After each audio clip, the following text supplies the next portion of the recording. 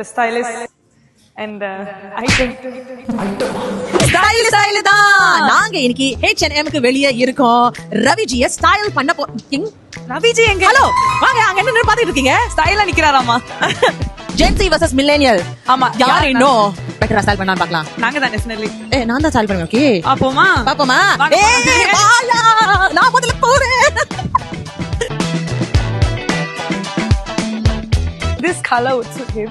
அது மட்டும் இல்லாம இது வந்து ரொம்ப ட்ரெண்டியான ஒரு கட் ஆஃப் பேண்ட்ஸ், பூட் கட்னு சொல்லுவாங்க. அதனால உங்களை இன்னும் கொஞ்சம் ட்ரெண்ட் ஆக்குறதுக்காக இந்த pants.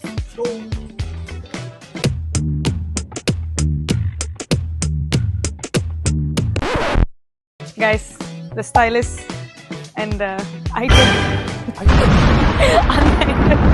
The item of style. Ravi பாக்குறதுக்கு அழகா இருக்கீங்க. நாட் பேட் யானி. Thank சரி, you. இப்ப என்னோட சாய்ஸ் நீங்க போட்டு பார்க்கணும்.